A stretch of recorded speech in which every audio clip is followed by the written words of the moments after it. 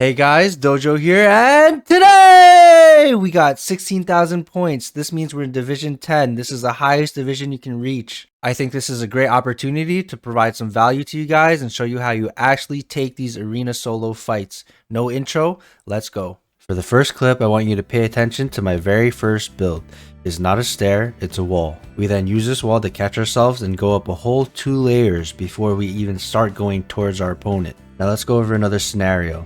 Let's say I started out with a stair first. My stair would have placed here, right? Will be yellow. And by the time I get over here, it'll take some time for us to move.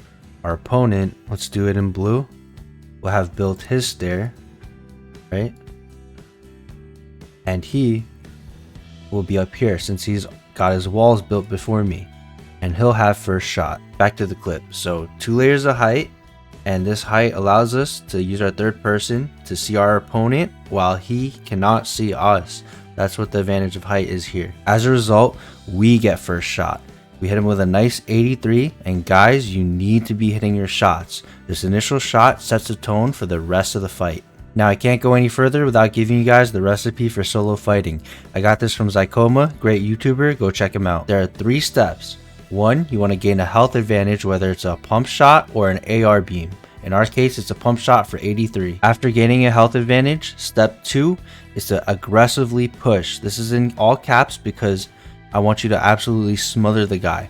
Don't sit there and reload your AR. That takes about 2 seconds, and that's enough time for him to pop a mini. There goes your health advantage. Even if you have 3 bullets left in the AR, spray the 3 bullets. He doesn't know that.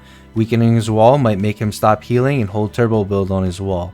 This gives you time to close the distance. Step 3, 50-50. It's not really a 50-50, it's more like a 70-30 because you got the health advantage. But get in this box, whether you spray or exploit, there's so many exploits out there. All you need is one. Get in there, end the fight as quickly as possible so you're ready for the next guy that might come in. Maybe a third party, whatever it is. End the fight quick. Okay, so we gain our health advantage and now we aggressively push. It's important not to let him equalize the fight by getting a fat pump on us, so we drop down and do a little skill level check.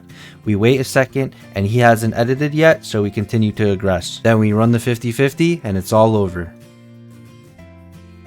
This next one's from a cash cup. Let's point out all the things that he did wrong, all the things that I did wrong, and let's learn from them. Okay, so there's the high wall that we talked about last clip. Very good, we get as high as we can before we start rushing. But why am I building in wood? As soon as you see someone, you should switch to brick. You'll see I pay for it in just a moment. So we crank up, hit a side jump, try and gain some height, but his sub just absolutely shreds through my wood. And he forces a 50-50, which goes in his favor. We crank a little bit, try and get rid of the health advantage by healing. So we're able to get off some heals, some splashes, a mini, but when he starts to push this again, remember we talked about last clip, you want to push without letting them get a meaty shot on you. So we find our opponent in a real bad spot, which he put himself in, and we need to capitalize on our enemy's mistakes. Now let's talk about edit choice here. So our opponent has his stair on a diagonal facing this way, right?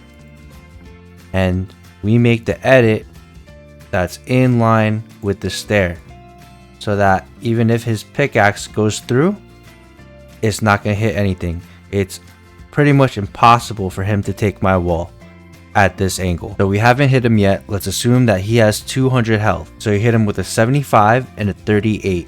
This leaves him with 87 health left. Now we've equalized the fight. There's no more health advantage. So we heal up. No, I don't even use the last splash. At this point, I've only heard him hit 1 mini. So we use the element of surprise, place a cone once we exploit in, and take a 50-50. Next clip, this one's a short one. So we stalk this guy who's been fishing and we get a clean beam on him.